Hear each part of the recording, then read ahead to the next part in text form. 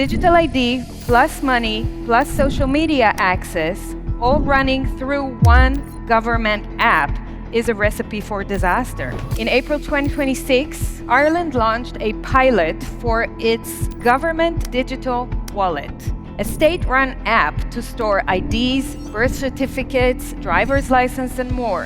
France is going to ban under 15-year-olds from social media by September this year. Denmark, Spain, Greece are all following. 18 million records were stolen. The attacker exploited a vulnerability so basic, they called it really stupid. Now, that's roughly 1/3 of France's entire population. Here's the framework I use. Sovereignty operates on 3 levels. In Bitcoin, we talk a lot about self-custody, private keys, and removing intermediaries from our financial lives. But today I want to reframe what that actually means and extend the logic beyond money. Bitcoin is proof that resistance to control is possible. Much the same way we resist with our money, we can resist with our identity, with our voice, and values. This talk offers a sovereignty framework. I want to share with you a sovereignty framework that I've created in the last few months, where it starts, where it breaks down, and what to do about it. So I'm Efrat. I'm the host of You're the Voice podcast. Thank you guys for knowing that. I'm an independent journalist, a digital nomad in the last 2 or so years, and a public speaker. I've spent 20 or so years in my corporate career in tech and marketing, and the last several years building independently. Now, the thing that shifted my thinking was one question. With Bitcoin, you may have self-custody of your money, but what about your voice, your identity, your distribution, your ability to speak, to transact, to exist online? Most of us are more exposed than we think. A few years ago, I decided that my voice would be my career. Yes, voicing views and knowledge that oftentimes is considered controversial or carries inconvenient truths. I wanted to be independent, and I thought I was, but then reality showed up. I experienced a lot of censorship. You know, this is building up on what Eugene has experienced with his movie that you have just seen now, and what Paul Rosenberg was talking about as well. Let me share with you my last year alone. We're going to go through all of these. Credit cards are very unreliable. And as a digital nomad, I need access to money wherever I am. Multiple credit cards because I never want to get stuck with like one not working or they get declined. And I always have money in the bank to cover for this credit. But the credit card companies, Visa, MasterCard, American Express, they can do whatever they want. So they give you permission to use your money, especially when you're overseas. It's arbitrary. Sometimes they approve transactions, sometimes they don't. And that's why I have like 3 or 4 different credit cards to always have another one as backup. Yes, I've been stopped a lot with money in the last couple of years. Now also Stripe. Do you know Stripe? Yes, Stripe, the payment processing company, blocked me due to their KYC policy. And no, I did not commit any crime.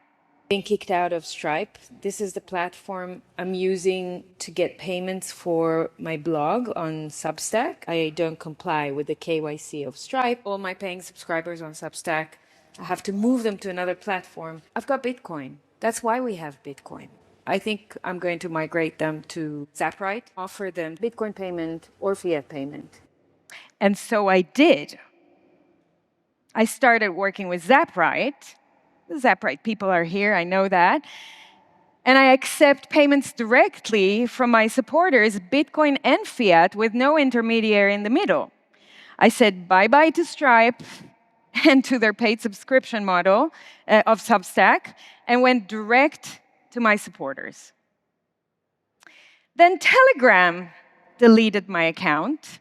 with 8,000 followers on 2 channels overnight without any explanation, no human to speak to, trolling Pavel Durov on X didn't help.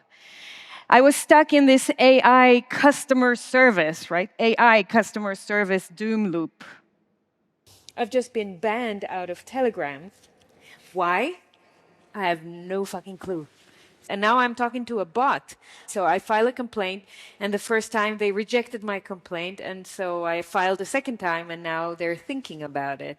Mind you, I have 2 channels on Telegram, one with 6,000 followers, one with 2,000 followers. I'm always expecting to be banned or deplatformed from somewhere for some reason. And that's why I am decentralized and I have presence in so many different platforms. Exactly for these situations. I already have Nostr, which is a decentralized protocol with a lot of apps, and I'm there, and I can't be censored there. Right, so instead of Telegram, I put all my energy into building my community on Nostr, an audience I will not lose as long as I hold my keys. Woo! Where are the Nostriches? Yeah! Nostr is the next frontier protocol for freedom tech. This clip is from one of my latest podcast episodes with a freedom tech expert. There is an open source, decentralized protocol for content information, and this is where I have putting a lot of my time and energy instead of being on Telegram. So that I can... Way better than X. This is great. This is one way to implement social network outside of the big tech. So a lot of companies have created their own apps on the Nostr protocol. You can see I have 10,000 followers on Nostr. The brilliant thing is, if Primal for any reason gets closed down or the app doesn't work anymore, I can take my 10,000 followers, which is called my social graph, and go to any other Nostr-based app and sign in with my private key. That's my digital identity, right? I own it, not the state. So my follower base goes with me. This is a censorship-resistant protocol. I also have a Lightning wallet attached. You see those things here? They're money. They're Bitcoin Lightning zaps. This is super, super cool. It's come a long way. But I really think now things are really shifting. It's like we're being pushed. We don't have any other option. Yeah. You're hearing, we don't have another option. So, we're not done. 6 months ago, Substack locked me out of my blog for 3 weeks. Why? Because I went to Australia, and Australia has a new law called the Online Safety Act, which requires you to do age verification and to show your digital identity if you want to access big tech platforms. Obviously, I refused to do that. And actually, they also self-impose that law on themselves. They're not on the list of companies that have to do it, but they did it. So I was locked out, and after 3 weeks, when I left Australia, and I thought I will be released from digital prison, I was not. I was still restricted. So I made a video. That's all I can do, use my voice. I made a video that went viral, and my story ended up on Sky News. Once again, this time with Substack. Let me tell you the story. Request an ID for age verification, because if you're under 16, we want to protect you. The state is our babysitter, right? And I get this pop-up saying, show us your ID. We need to see that you're over 16. No, I'm not going to show you my papers in order to access my blog. I'm now locked out of my livelihood and my job, basically. Yep. Eventually, after social media pressure and people sending my story to US government officials, my account was restored. But I know it's just a matter of time until it happens again. Now, we're not done yet, but that's the last one for now. There were many more. Last week, LinkedIn decided I broke the community policy on restricted goods and services, so they took down a post I made. Turns out that educating people on self-custody with Trezor is comparable to a long list of illegal stuff, which I won't say here to not risk even more censorship on YouTube later. The irony. The understanding that I don't own my audience, my distribution, the channels, and hence part of my income hit hard. Because if I don't own those, I don't really own my voice. I am building on systems that I do not control. I'm operating under someone else's permission. And we take it for granted. We think and we act as if this default is okay. But is it? Each time I was censored, it happened at the same point: an interface with a centralized system, a platform, a payment gateway, an identity landlord. These are all control points. The more interfaces you have with systems you don't control, the most exposure and risk you carry. That's true for an individual like me, for activists, and for journalists, and it's equally true for businesses that rely on one payment processor, a company running its entire customer communication through Meta or Google, an app under the mercy of the App Store, or an institution whose treasury sits entirely in fiat rails under the hands of banks that can block or debank at will. Every dependency is a gate, and someone else holds the keys to those gates. But these dependencies are by design. Each dependency has a business model behind it. Banks profit from holding your money. Payment processors profit from every transaction. Big tech profits from your content, your audience, your data. Governments accept IMF loan conditions that dictate climate and sustainability policies. Entire economic agendas are shaped by the IMF, the World Bank, and the Bank of International Settlements. Corporations adopt ESG frameworks not out of conviction, but because BlackRock and its peers gate capital behind compliance. So before we go further, here's the framework I use. Sovereignty operates on 3 levels. Spiritual, who you are, your values, your mission, where your line is. Digital, what you actually control, your keys, your platforms, your rails, and your data. Physical, how you live, where you operate, what dependencies do you carry in the real world. Every control point we're going to talk about falls into these 3 layers, and the framework applies at every scale: individual, institutional, organizations. So the real question for everyone in this room is not, do you hold or use Bitcoin? It's, how sovereign are you, really?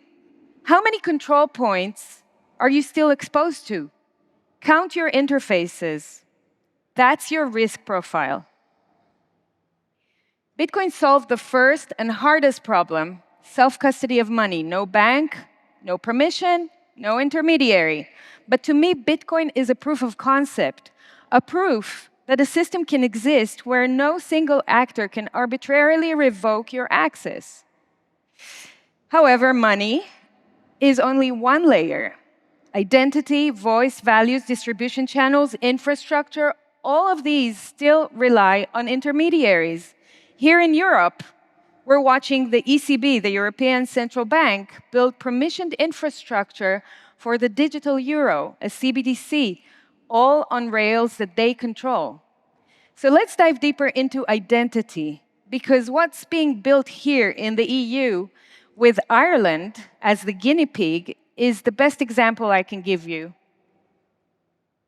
In April 2026, Ireland launched a pilot for its government digital wallet, a state-run app to store IDs, birth certificates, driver's license, and more. The government's pitch sounds reassuring. You're in control of your data. Nothing is tracked or recorded. It makes life simpler. That is, what I'm saying now is real, even though I'm saying it cynically. This is what they say in their advertising. Aren't they saying that about every surveillance platform before it becomes mandatory? Ireland is legally required to have the wallet available and accepted across public services by the end of this year, 2026, and extended to private sector by the end of 2027. But for citizens, it's voluntary for now, right? And remember, voluntary always has an expiry date. Now look at what's arriving at the same time, the digital euro. Pilots will roll out in 2027, official launch in 2029. Ireland's communication minister has proposed requiring the digital wallet for social media access. You will need this app to go into your Facebook, Instagram, or X. Ireland's wallet is built on the EUDI, which is the European Digital ID Framework. And every EU state must roll it out by the end of this year. Some countries will be late, but in the end of the day, they will all implement it, no doubt about it. Now, digital ID plus money plus social media access, all running through one government app, is a recipe for disaster. Once your identity and your money live in the same state-controlled infrastructure, every transaction can be permitted or not permitted. Censorship is not limited to content only. It actually starts with identity, because if you can control someone's identity, you control their access and their ability to function. For individuals, it leads to verification walls, censorship like me. For businesses, you see it in KYC compliance pressure, top-down coercive global agendas such as ESG and DEI. For institutions, it shows up in regulatory capture, government policies. A good example for that is, in fact, the CBDC. The battlefield is controlling your identity at every level. That's the layer of the framework. But identity pressure also shows up in the physical layer, where you can operate, which countries recognize you, which infrastructure you're allowed to use. Remember this slide from my last year's talk. The World Economic Forum envisioned your digital ID in the center of your life, essential to accessing modern financial systems and interwoven into everyday life. If the state knows who you are and what you do, they allow you to function. Here's the sequence being built around your digital ID step by step. Step 1, chat control. Government's push to scan private messages, a voluntary version passed in November 2025. Step 2, age verification. The EU's app launched in April 2026. France is going to ban under 15-year-olds from social media by September this year. Denmark, Spain, Greece are all following. Step 3, VPNs. EU commissioners warned that the system must not be circumvented, and France's Digital Affairs Minister said VPNs are next on my list. If these proposals become law, private internet access will effectively be illegal in Europe, and privacy tools criminalized under the banner of child protection. The argument for centralized digital ID assumes that the state is a competent and benevolent custodian of your most sensitive data. France just proved both assumptions wrong in one afternoon. 2 months ago, the agency handling every French passport, national ID, driver's license, and vehicle registration was breached. 18 million records were stolen.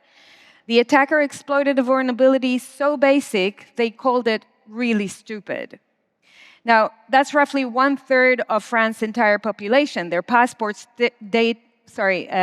birth data, addresses, phone numbers, all for sale on criminal forums. This is what centralized digital identity looks like in practice, and the EU wants to scale that to 27 countries. Now, when people really get this control and dependency structure, they tend to go straight to tools. How can I fix this? Bitcoin, Nostr, second passports, decentralize everything. And I get it. But there's a step that gets skipped, and skipping it is very expensive, and that step is knowing who you are on the spiritual level before you pick up any tool. What are your values? What's your line in the sand? When you wake up in the morning, what's the mission that you're committed to? Do you drag yourself out of bed, or do you go, hell yeah, let's fucking go.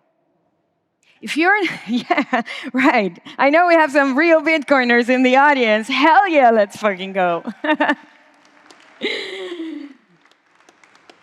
If your mission is not aligned with your actions, you're probably dragging yourself. I can tell you, I spent years building an audience before I had real clarity on what I stood for. The pressure revealed it for me during COVID, October 7th, and the censorship and attacks that followed. You see, the tools didn't save me, my clarity did. I knew, and I still know, that I will never sell out on my values of freedom and sovereignty, and that my mission is speaking out. The spiritual foundation comes first, always. And that foundation is built by defining your values, your mission, your voice, and your vision. What you refuse to compromise on, no matter the cost, own that explicitly. In Bitcoin, we always say, be ungovernable, right? But guess what happens when people cannot control you? They try to control how other people see you. So if your identity is clear, it's harder to destabilize you. A strong mission-driven brand identity is more than a marketing asset. It's a sovereignty tool. It allows you to say no in line with your values. So who will thrive in what's coming? The ones who build a mission-driven identity, then layer the tools on top.